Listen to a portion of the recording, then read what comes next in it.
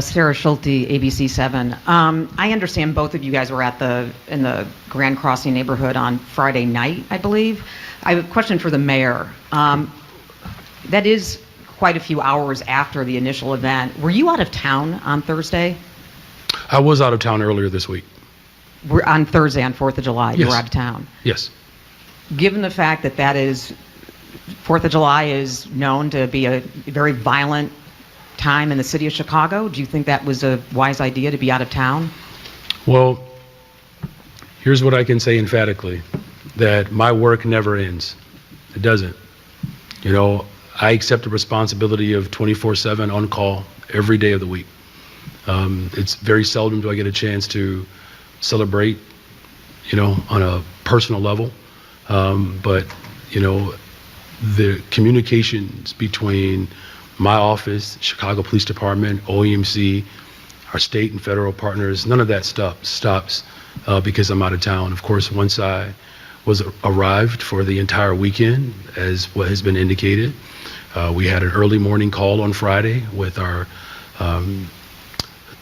summer operations with Chicago Police Department, Chicago Fire Department, OEMC. Of course, I was there for Operation Wake Up and throughout the entire weekend. All right, guys, so we got to talk about woke progressive Chicago Mayor Brandon Johnson, who is back in the spotlight because of the destruction and chaos that has happened in Chicago over the 4th of July weekend. Okay, we all know it is summertime, and during the summer, that is the most dangerous time to be in these liberal cities, okay, because the agents of chaos, aka the young scholars, are out in full force. They're out of school, and they are wreaking havoc, okay? And that is what's happening in Chicago as, again, over 100 people were shot in Chicago over the 4th of July weekend, with almost 20 people dead to go along with it. Mayor Brandon Johnson and Chicago police calling for the community to step up and help after an extraordinarily violent weekend. More than 100 people shot on Chicago streets. And WGN's Julian Cruz is live in the city's South Austin neighborhood with more now. Julian? Good evening, Ray and Mike. Families across Chicago devastated by the violence. Here on the west side, one family we talked to dealing with their loss. Gunshot victim Melvin Hill found shot to death late last night here in his South Austin apartment. CPDtip.com. Please give us information. Top police commanders appealing for help to solve the case of victims like Melvin Hill, found unresponsive on his kitchen floor late last night, investigators say, with a gunshot wound to the head on the 200 block of North Central. Hill, one of 19 Chicagoans who lost their lives the 4th of July weekend. 19 families who woke up this morning without a son, without a daughter, without a mother, without a father. Mayor Brandon Johnson at the Public Safety Building with Police Superintendent Larry Snelling and others. He says it's going to take everyone to slow the violence, with a staggering 109 shootings overall this violent holiday weekend. I'm urging all of you across the entire city to step up to say that we've had enough, to step up to stop this vicious cycle of violence. We need to take these people off the street, and we need to keep them off the street so that they don't reoffend. Snelling repeating the mayor's plea for people to step up with information with the recent surge of vicious crimes, including the youngest victim of all, Bryson Orr, shot down in Grand Crossing along with his mother and cousin. We cannot bring back these children. We need every single person to step up. We need people to start coming forward. We need people to take responsibility. Help us help you. Somebody always knows something about somebody. Say something. Because it is a matter of life and death. Mayor Johnson says that he and his administration are working to secure more federal funds in order for the city to deal with this crisis. In South Austin, Julian Cruz, WGN News. Yeah, so you seen that, you heard that. Okay, no wonder the woke mayor wants everybody outside of Chicago to stop talking about Chicago, because if you talk about Chicago and the destruction and chaos that's going on within Chicago, then that makes him look bad, okay? And he wants to deflect criticism and place the blame on everybody else, okay? Everybody else has to step up in order to stop crime, because apparently, according to him, the problem is not him or his policies or his progressivism or the demonization of police that has made it hard for liberal cities like Chicago to hire more police officers, or the fact that he tends to try to deflect criticism away from the young scholars that are committing these crimes, saying that you should not criticize them or demonize them, which is part of the reason why he supports soft on crime policies that are designed to not really punish these young scholars and criminals for their bad behavior. No, it's not any of that stuff, right? It's not his incompetence. No, it's not. It's actually the fault of a dead GOP former president, Richard Nixon. That is the cause of Chicago's problems. Look, there's a lot to be desired in this moment. There is. And what we've experienced over this weekend is unacceptable. And we didn't get here overnight. And everyone knows that. Let's tell the full story of how we got here. Because if you skip a chapter, it won't give us the ability to actually make the proper adjustments so that we can ensure better, stronger, and safer becomes a reality. But the fact of the matter is, where there is most violence, that's where the poverty is most pervasive. And this is not just unique to Chicago. This is all over the planet. Where there's poverty, there's destruction and terror and torment. Now, as I said, I'll finish with this. We got to hold people accountable. But you know what my ultimate goal is to transform this city so we cut off the pipeline of boys between the ages of 10 and 19 being either victims or the perpetrators. So, yeah, it is personal.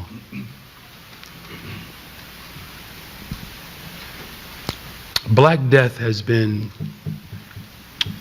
unfortunately accepted in this country for a very long time. We had a chance 60 years ago to get at the root causes, and people mocked President Johnson. And we ended up with Richard Nixon. I'm going to work hard every day to transform this city. That's what it takes to build a better, stronger, safer Chicago. And I need everybody to step up and help us do that. Yeah, Patrick Fazio, NBC5. Mayor, with these shootings and the violence we've been seeing recently, back in May, you introduced that comprehensive summer safety plan. Does that mean that plan is not working? It means we have to double down our efforts. Yeah, so you see that, you heard that.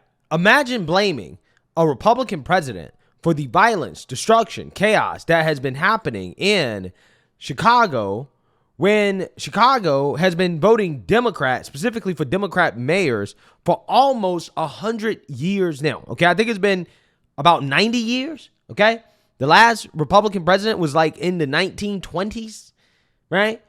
100 years of voting Democrat. And you're blaming Republicans. Again, the delusions of Brandon Johnson really never cease to amaze me, because every time he is confronted on some issue that Chicago is having because of his policies or policies that have been in place for, again, over 100 years, okay, because that city has been controlled by Democrats forever, right?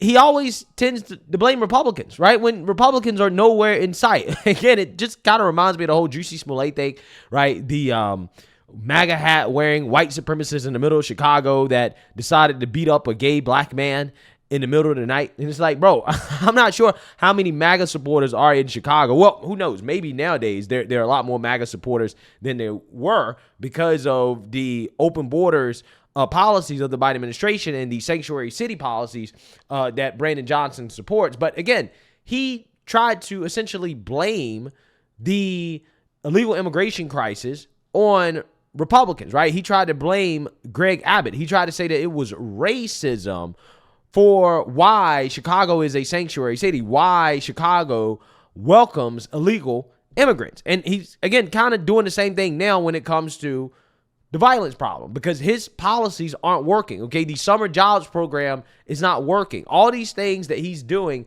is not working, okay? And he always wants to try to refer to this vague term called the root causes, right? The root causes, right? Which basically is just, well, we need more federal money, right? We want more money from the federal government that is not going to be used to fight crime. This is exactly what he's talking about, okay? He's trying to pretend as if all of the problems in the black community are solely because of poverty, okay? And if you can just throw money at it, then magically it will fix itself, right? Magically, these criminals will stop living a life of crime and they will become productive citizens, okay? They will become doctors, lawyers, scientists, I don't know, plumbers, okay, electricians, okay, tradesmen, right? This is what he is saying, okay? You just need to throw more money at the problem. As if there is not a structural issue, a fundamental cultural issue in the black community that causes this violence, okay? Because this guy is basically trying to imply that, well, we should have took Lyndon Johnson's poverty program, his anti-poverty program, the war on poverty. We should have took it even further, right? It didn't go far enough. We should have elected another Democrat instead of Nixon. And that's the reason why Chicago has so many problems. But again, what he's not understanding is that the so-called war on poverty, in my humble opinion, is one of the reasons why you have the violence, okay? Because the war on poverty incentivized the destruction of the black family. The black family is the foundation for preventing crime. The black nuclear family, that is. Let me be more specific, okay? A mother and a father in homes. And we all know that after the so-called war on poverty, which, by the way, okay, I want you guys to understand that poverty was already dropping. I would argue that the war on poverty was actually unnecessary, okay? It might have had good intentions. But if you're talking about, again, the poverty rate declining, that was something that was already happening before the war on poverty. Like, for example, the poverty rate among blacks fell from 87% in 1940 to 47% by 1960. Now, this was before any of these programs that Brandon Johnson claims is the key to solving violence. This is before they began. And also on top of that, the crime rate among black people was much lower as well, too. And you know why that is the case? You know why black people were progressing so much between the 1940s and the 1960s? It's because the black family was together. You know, that scary thing that liberals hate to admit that, hey, you know, during Jim Crow, you know, black people, black families being together kind of helped them out, right? I'm just saying. I mean, you know, people might find it to be controversial, but it's just true. You know, like, for example, when you talk about single motherhood, before the expansion of the welfare state, 22% of black children were raised with only one parent, okay? But by 1985, 67% of black children were raised with either one parent or no parent. And that percentage has basically been the same ever since then. Now, again, this happens to come after the so-called war on poverty that was supposed to be so great. These programs were supposed to help out black people. But the only thing that it actually really did was it just essentially subsidized people to live above poverty, right? To not live in poverty. But at the same time, that eliminated the need for a man in the minds of a lot of these liberal black women, okay, and these single black mothers, where they think that, okay, well, I'd much rather just live off the government and have kids, and I don't need a man.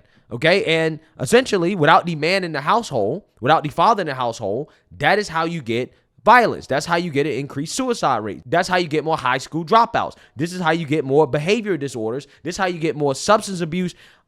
Essentially, a vast majority of the problems that are being described in what is happening in Chicago are the result of a broken nuclear family. That's what it is, okay?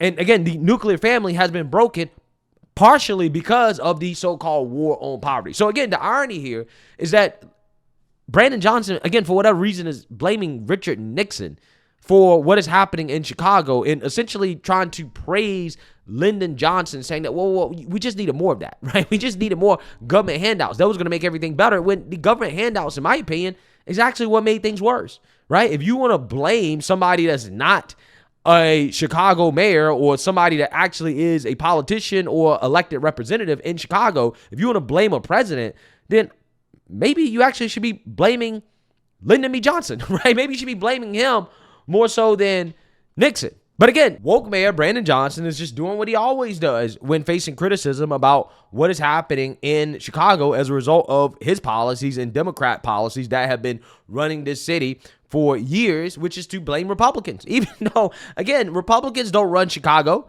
Republicans do not have all that much to do with what's going on in Chicago at all. But somehow this guy essentially managed to do the ass pull of the century here by blaming Richard Nixon, so random, for what is happening there.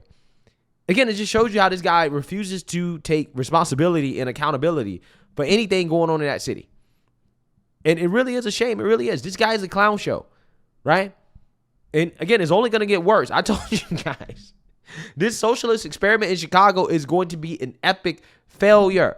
This is why they're trying to recall the guy. This is why they're trying to get rid of him, because he is an absolute disaster. Absolute disaster. But hey, according to him, it just needs more time, right? You need more time for it to work, right? You need more federal funds. So us taxpayers, okay, this is what he's asking for. Us taxpayers in other parts of the country that actually vote in line with being tough on crime and for common sense policies that help prevent this type of stuff, okay? Oh, yeah. You need to help us pay for our failed policies in Chicago by giving us your taxpayer dollars, okay, by federalizing the issue of Chicago's violence. Give us your money for us to deal with the problem, okay? But, we don't want you to send the National Guard, though, okay? We don't want you to actually send law enforcement. That might actually solve the problem, right? Just give us your money and trust that we'll do the right thing with it, right? Because we're going to solve the root problems, right? We're going to address the root issues, the root causes, okay? It's poverty. It's because these people are poor. And it's just naive, right? And I'm not saying that poverty plays no role whatsoever in crime, murders, things of that nature. I'm not saying that that's not the case. However, when you look at the situation in regards to Black America, so to speak, it's not just poverty. It's also culture. And all of that is not a result of just poverty. Some of it is just a result of the fact that, again, the nuclear family is broken, okay? The lack of male leadership in the household is the biggest issue. It is the single biggest issue in the Black community. And until that issue is addressed, then you're not going to ever solve the problem. And if you really want to stick to this whole, well, poverty is the number one issue we need to solve in order to deal with the crime. Okay, fine. Well, you know how to deal with poverty in the most effective way possible. That's actually pretty cheap, right? Fathers. Marriage, okay? The poverty rate for married couples, doesn't matter who you are, what race you are, the poverty rate is under 10%.